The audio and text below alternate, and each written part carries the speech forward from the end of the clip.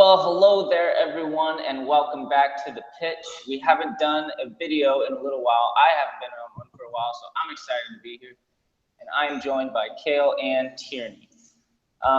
So today, basically what we're going to do, since there's not a lot of news going on, is we're just going to have some fun, come up with some questions, and answer them and maybe debate about them a little bit. So, Kale, why don't you give us our first question? All right. Well, Brock's right. We did take kind of a bye week from the show, but we're back. The first question is going to be, who do you think the surprise and disappointment teams will be in the JL15 season? Because there's always a surprise team. There's always a disappointment team. Sometimes there's more than just one on each side, too. For example, last season, the surprise team probably would have been the Waves, wouldn't you say, Brock? Yeah. The disappointment team probably would have been Lynx. Although they were gonna be horrible, though. We knew. Yeah, but that was kind of expected. I don't know. Maybe the. I mean, probably the Bambinos, considering they didn't make the playoffs. Yeah, they had guys out, but yeah, okay. So we'll go back even the season before. The surprise team would have been the Storm and the Bambinos. Yeah. Probably the disappointment team in JL13 would have been probably the Cobras. You know, so there's always one. But anyway, we're talking about JL15, the upcoming season. Yes. And Brock, you're gonna go. Yes. I am. I'm gonna go first. I have my teams picked out. For my surprise team, I am going to go with maybe an unpopular answer, but I'm gonna go with the underdogs.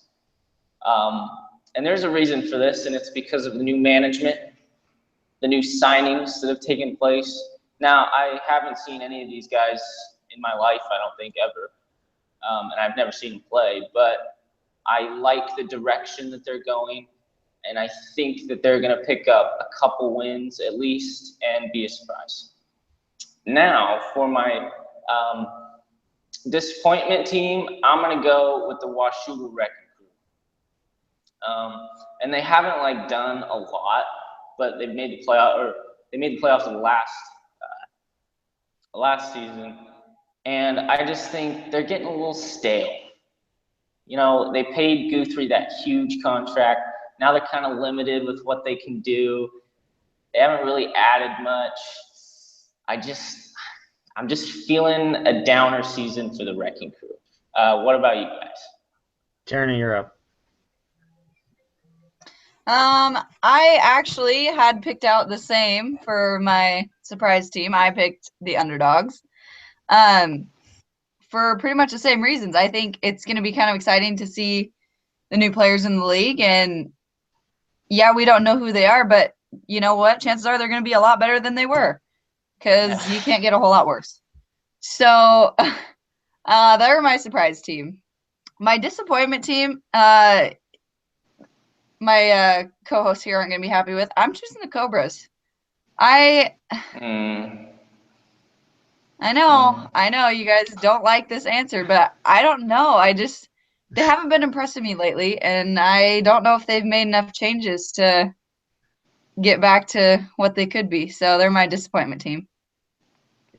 Yeah, losing. That's fair. I think that's fair that you could take them as your choice, though. It'll really all depend on if Vermillion can replace Kevin. Yeah. That's essentially what happened. Mine is going to be the surprise team, the Lynx, because. Whoa. Yeah, I think they're left field.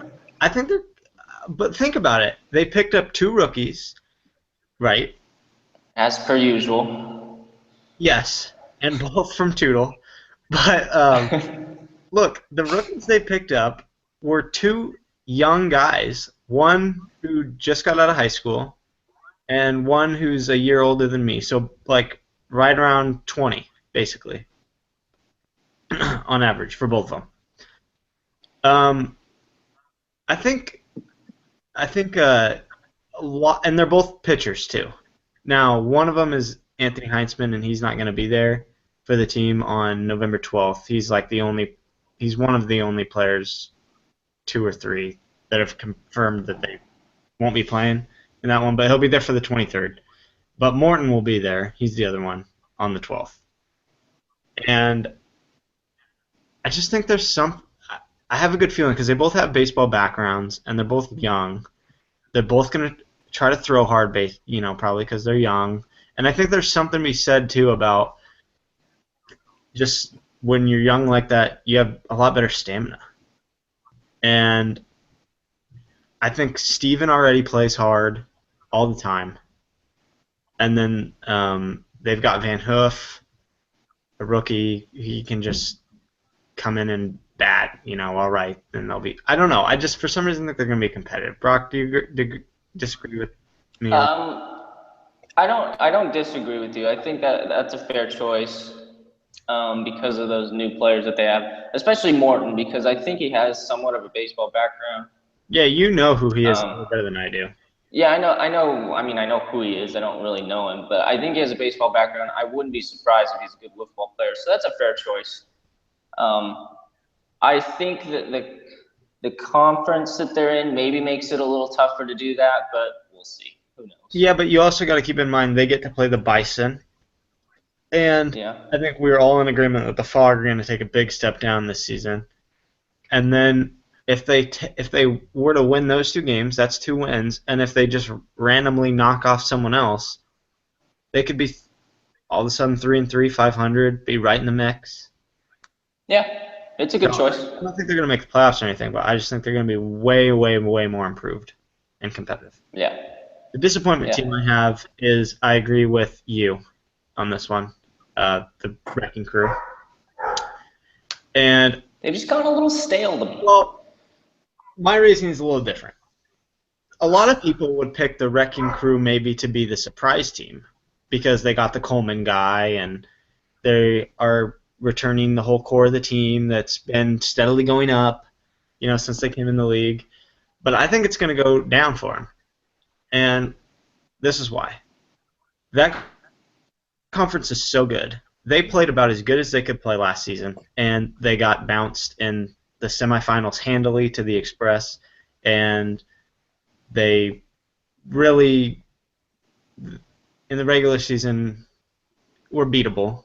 They weren't dominant or anything. I think they pretty much almost played their peak, basically, is what I'm saying then. And I think, yes, they added Coleman, but I think he's going to be good, but I don't think he's going to be anything that's that much different than Guthrie, which they already have, and they're just going to be playing the same position. So it's like you take out Guthrie, you put in Coleman, okay, well then that just means you're going to have to take out Guthrie. So you're just replacing a product with what I think is going to be a pretty similar product. Yeah. It's not like they're going to have Guthrie and Coleman, if they're both good, doing good things for them at once. In the defensive end. It'd be one that makes sense. Replace Guthrie with Nate or Kyle, then you're like, okay, they got clearly better at that position. With Coleman, and this is just my prediction, I think he's going to be about like Guthrie in terms of productiveness. Yeah. I don't think he's going to be the next Nate or the next Kyle. So, in my opinion, defensively, I don't know that they got that much better. Now, offensively, Coleman could be a really good player, and that would help them. But then they have 5 batters. So it's like, they brought in a guy that can help, but you also just took an at-bat away from. I think if he is a good batter, they should really look into their batting lineup and knock someone out. But I just think it's a tough conference, and they play the Rapids non-conference. That's tough. They're a good team, but realistically, I think they're like a 3-3 team, and I don't know if that even makes the playoffs for you in the American Conference. Yeah, I don't know either. All right, so now we're going to move on to the next fun thing we're going to do here, whatever you want to call it. We're going to call it basically Would You Rathers. So we're going to just ask a question in terms of JL, would you rather do this or take this situation or this situation? Tierney, why don't you go first, and me and Kale are going to answer your question, and then we'll just go around and finish with me and Kale. Okay, so mine, you kind of have to think back at the history and what has happened. So mine is, would you rather have Michael Sullivan pitching for you in the last inning of the finals, God. or knowing his history, or have Tyler Hudson, who just kind of lobs it in there? Brock? You want me to go first? I'll go first. To me, it's not that hard. You got to take Michael Sullivan.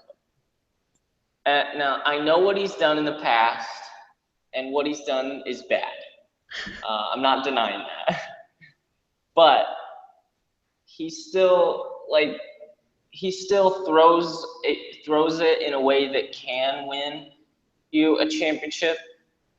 I just think Tyler Hudson, in that situation, even at his best, I just don't think he can get it done. To me, it's not that hard of a question. May not be a great situation you want to be in, but I would take Sullivan. I'm going to take Sullivan too. Sullivan's been. I've rode with Sullivan through it. You know, I'll continue to ride with Sullivan every time until we lose in the end, or he leaves the team I'm on for another team after JL15. So he's a way better pitcher than Tyler Hudson. You got to figure at some point it's going to work out for him, and he's going to overcome that. Yeah. And Okay, but you got to also look at how many times he's blown it, and the way that he loses it is totally different than how Tyler Hudson would pitch it. So Michael Sullivan, you as the fielder, like Kale, if you're behind him, you as the fielder or whoever is fielding behind him, you don't even get the chance to make a play or, you know, possibly save some runs. But with Tyler Hudson, there might be some hits, but you're going to have a chance to maybe back him up and get some outs for him, whereas Michael Sullivan just kind of throws balls right over the strike zone, and there's really nothing you can do to help. well, the kind of hits that you're talking about of being able to make plays in the field and back him up, Tyler Hudson, Tyler doesn't put those kind of balls in the zone. If someone hits Tyler, a lot of time, it's either coming so fast because he lobbed it in there, or it's just gone and over your head. I will bet my money any day on better chance of Michael overcoming that and someday, pitching his way to a championship in that situation than I would be confident in putting my money on Tyler Hudson to strike someone out in that situation any day. So I will take Sullivan. Yeah. Well, here's the other thing you got to look at too. Sullivan, in those situations, his team has been in it with a chance to win in the last inning. Hudson, on the other hand, in that championship game situation, I believe they lost like 6-0 or something. In the championship game against the Bambinos when they went in JL13? Yeah, it was. I don't remember what it was, but I know it was bad. 11-0. It ended in 11-0. See, so at least with Sullivan, you might have a chance. Tierney, are you picking Hudson? No, I don't know what I'd pick. I think honestly, I think I might take the chance with Hudson just because.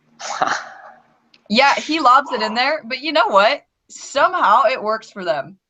It somehow gets them wins. So It didn't work for him in JL14 though. Well, okay. But his past, before that, it has worked. So I think I might take a chance. All right. We respect that. All We right. respect. Kel, why don't you ask yours? It's mine now, isn't it? Well, mine has nothing to do with players, actually.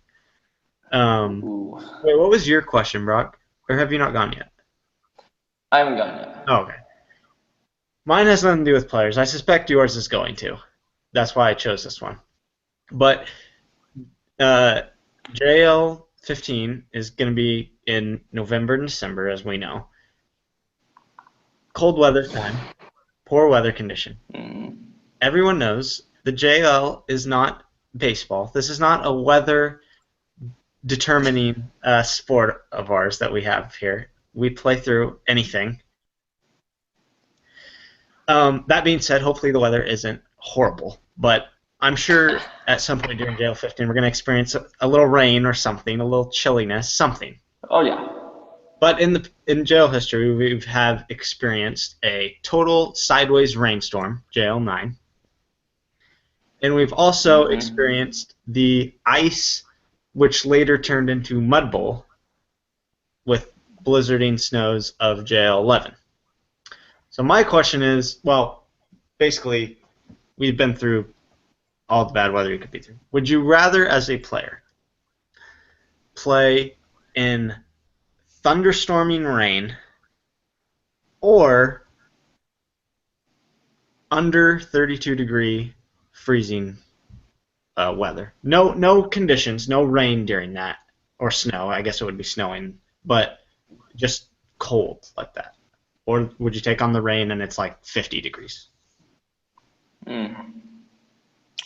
That's a good question, and I think it's kind of a layered question because to me, this depends on your team. And your position. It depends on, yes. If you're a team that is an offensive team and you need offense to win, or maybe you're a bad offensive team and you need help on the offensive side, then you'd probably go with 32-degree weather, I think, because I think that would make it tougher to pitch. Really? If you're a team that maybe does, yeah, I think so. I think it'd be tougher. I think it makes you have to slow it down. I think it makes you have to slow down pitching where you have a better opportunity to get hits.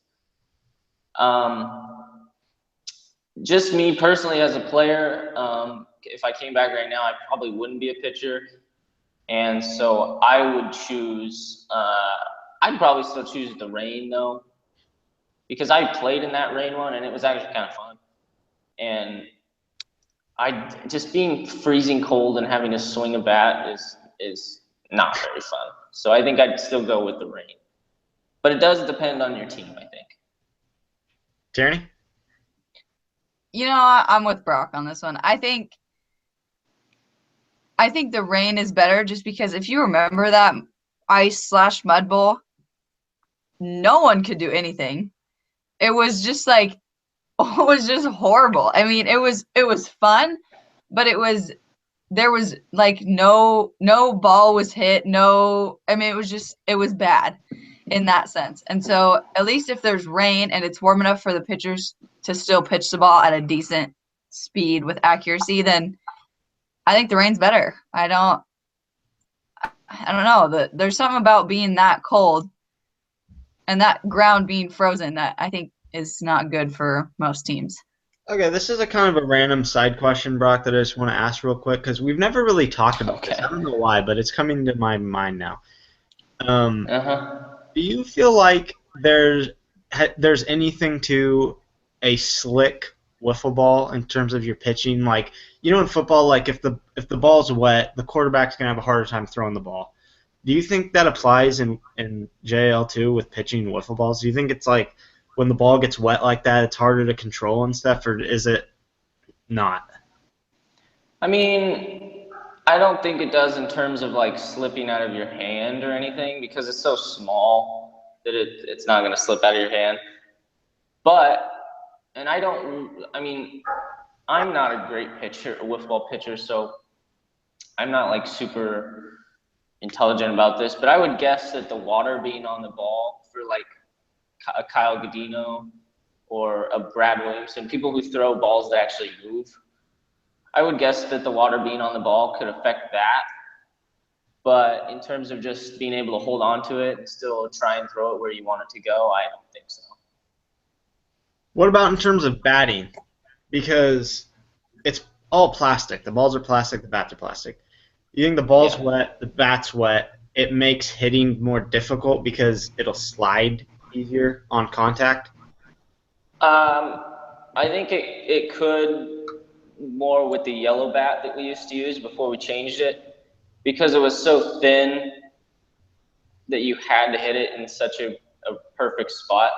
I think with these new bats, it's not as big of a deal. If you're going to hit it, you're going to hit it with these ones, I think. All right, we'll move on. What's your question? Okay, my question is, unfortunately, it's somewhat similar to Tierney's, but it's still a little different. So the scenario is you're in the bottom of the last inning, and you need either a stop or a run. For the stop, you got Michael Sullivan on the mound, and you need one more strike. And we're just persecuting. And you need one more strike, and there's a couple people on base, and if they score one more, game's over. The other scenario is you need one run, bases loaded, and Kyle Godino is batted. Which scenario are you taking when you think you have the best odds to win? Kyle at the plate or Sullivan on the mound needing one more strike? Tierney? On this one, I would take Michael Sullivan. I don't think Kyle would be able to get the job done just from what I saw last tournament in his hitting. That, like I said, obviously that doesn't really mean anything because he could be practicing this whole offseason. I don't know. But, yeah, I kind of side with Sullivan on this one because he hasn't been great in the past, but I almost, in this case, take his chance of overcoming this more than I would take Kyle's chance of getting a hit, just because, like I said, he hasn't done a whole lot with the bat, and he would have to hit it decently enough. It couldn't just be like in normal baseball, he could just kind of tap it or bunt it and possibly get on.